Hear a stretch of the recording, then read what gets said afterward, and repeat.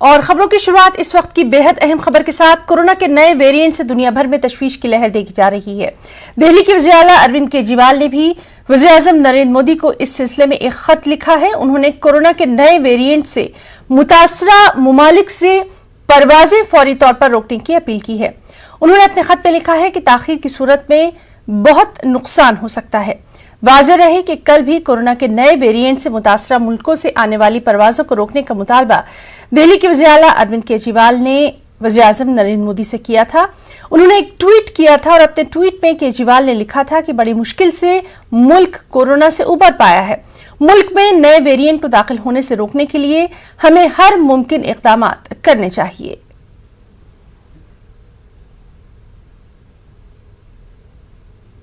Variant को लेकर एक बार WHO ने फिर से अलर्ट जारी किया है। इस विषय पे बात करने के लिए हमारे साथ डॉक्टर NK अरोड़ा मौजूद हैं। सर, ये बताइए कि जो नया वेरिएंट है उससे किस तरीके से लोगों को सावधान रहने की ज़रूरत है और कितना खतरनाक है ये?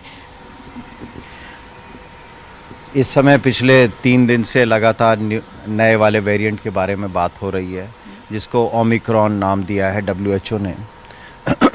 और इसकी विशेषता ये है या चिंता की जो बात है कि एक ही वायरस में 60 से 70 म्यूटेशंस हैं, इतने ज़्यादा म्यूटेशंस हैं। और विशेष तौर पे जिस हिस्से वायरस का जो हिस्सा मनुष्य के शरीर से जाके चिपकता है और वहाँ से एंटर करता है, उसको स्पाइक प्रोटीन कहते हैं। उस स्पाइक प्रोटीन में भी करीब 30 से ज़्यादा म्यूटेशंस हैं।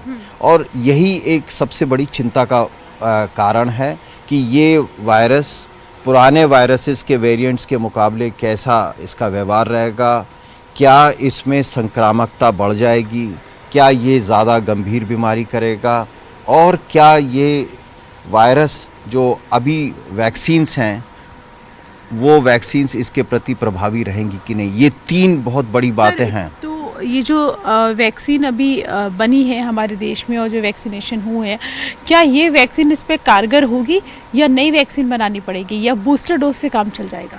तो यही 3 कारण हैं। और मैं पहले अगर आप वैक्सीन के बारे में जानना चाहते हैं तो अभी ये बहुत जल्दी है कि ये वैक्सीन इस पे काम करेगी नहीं।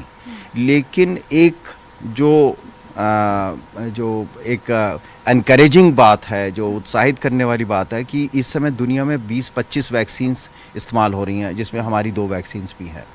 और ये सारी वैक्सीन्स गंभीर बीमारी पे अस्पताल में दाखिल होने के लिए और मृत्यु के प्रति जो प्रतिरक्षा प्रदान करती हैं वो लगभग सभी वैक्सीन्स का बराबर है। 90 से 95% के लगभग ये प्रतिरोधक क्षमता प्रदान करते हैं या प्रभावी हैं। तो हमें ये कोई कारण नहीं लग रहा इस समय कि ये वैक्सीन इस वेरिएंट के प्रति भी प्रभावी होना चाहिए। और इसीलिए ये बार बार कहा जा रहा है कि इस समय लगभग 12 से 15 करोड़ लोग हैं जिन्होंने एक भी टीका नहीं लगाया है वयस्क। वो सब अपना जाके टीका लगवाएं। जिन्होंने 1 डोज ली है वो दूसरी डोज जाके लगा लें। तो कुल मिलाकर के जो हमारे पास इस समय हथियार है, जो सबसे प्रभावी हथियार है, वो टीका है और वो टीके का पूरा इस्तेमाल करने की ज़रूरत है। सिर्फ बच्चों को लेकर क्या एहतियात बरतने की ज़रूरत है? क्या ये वेरिएंट के बच्चों पे ज़्यादा असर कर सकता है? अभी तक कुल मिलाकर के 100 केसेस के बारे में मालूम है पूरी दुनिया में, और ये हैं तो युवा लोगों में हैं, लेकिन बच्चों के बारे में ज़्यादा मालूम नहीं है। क्योंकि बच्चों में ज़्यादातर अभी तक जितना भी पूरे दुनिया में अभी तक का जो अनुभव है कि बच्चों में ज़्यादातर जो संक्रमण होता है वो उसमें कोई लक्षण नहीं होते या बहुत हल्के ज़ुकाम की तरह लगते हैं, गंभीर बीमारी नहीं होती है।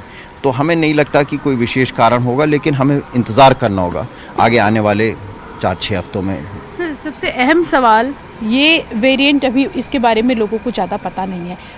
अगर हो जाए तो इसके लक्षण क्या हैं? क्या कोई ऐसी चीज़ें हैं कि अगर किसी को हो तो इन लक्षणों से पहचाना जा सकता है? जैसे कोविड होता था तो तेज़ बुखार होता था, जुकाम होता, तो इसमें भी ऐसा कुछ हो रहा है जिससे ये पहचाना जा सके?